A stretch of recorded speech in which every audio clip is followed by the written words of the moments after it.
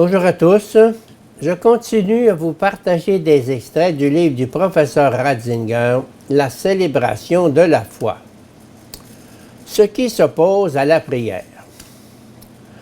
Nous n'avons pas à démontrer la légitimité de la prière chrétienne dans ce qu'elle peut avoir d'objectivement rationnel. Il faut se demander brièvement quelles sont les raisons essentielles qui semblent s'opposer à cette rationalité. A. Une première raison réside dans le refus général de toute pensée métaphysique, refus qui correspond à la tendance principale de l'esprit contemporain. C'est le propre de la foi chrétienne de s'adresser au Dieu réellement existant, créateur de toutes choses et fondement de tout l'être, et que de son côté, ce Dieu se soit adressé à nous. Celui qui nie la métaphysique nie la création, et nie ainsi la notion chrétienne même de Dieu. Vice-versa, la croyance en une création est, elle aussi, maintenant comme autrefois, le fondement rationnel le plus fort de la notion chrétienne de Dieu et de son implication métaphysique. B. Il reste une deuxième objection à un Dieu révélé. Un univers construit rationnellement est déterminé par la structure rationnelle des causes. Dans cet univers, l'idée d'une intervention personnelle est un élément mythique et contraire au système. Si l'on pense ainsi, il faut alors être logique jusqu'au bout, car ce qui vaut pour Dieu vaut aussi pour l'homme.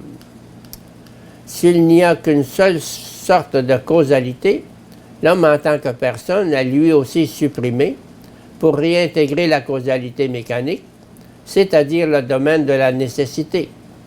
La liberté devient alors un élément mythique. C.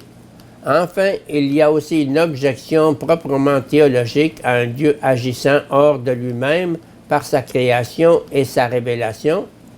Elle a été formulée pour la première fois dans toute sa force par Aristote. L'éternité, de par sa notion même, ne peut entrer en relation avec le temps, et le temps, du fait de la même logique, n'a pas la possibilité d'agir sur l'éternité.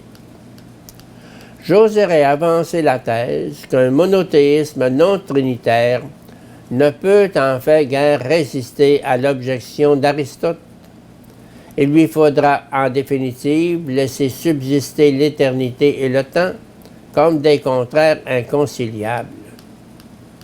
Mais s'il n'y a pas de médiation possible entre les deux, c'est-à-dire qu'il ne peut y avoir une relation réciproque et efficace entre temps et éternité, alors une éternité, si elle existait, n'aurait aucun intérêt réel pour l'homme. Le déisme n'est pas un produit nouveau du siècle des Lumières.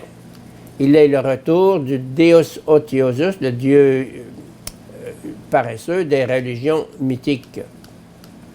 Quatrièmement, une religion sans un Dieu qui écoute. Aristote confère une signification à la prière qui n'atteint pas Dieu, en interprétant cette prière comme le fait de cultiver ce qu'il y a de meilleur en nous-mêmes. C'est au fond la même chose que ce que les théologiens modernes décrivent comme l'acte de transcender. B. En regard, la voie des religions asiatiques paraît d'une logique conséquente et d'une religiosité élevée.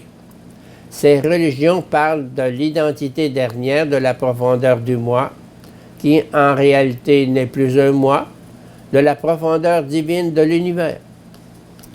La prière est alors l'acte par lequel l'identité se découvre, où je trouve derrière les apparences mon identité secrète avec le fondement de tout être, et je suis ainsi délivré de la fausse identité du moi individualisé. La prière consiste à s'enfoncer dans ce que je suis réellement et en même temps à faire s'abîmer ce que le moi isolé croit être la réalité. Elle est délivrance par le sujet de tout l'être connu par expérience, par l'évasion hors du chaos de l'être vers le pur néant qui est le divin véritable. On pourrait dire l'anéantissement asiatique a pour but ultime la renonciation à la personne.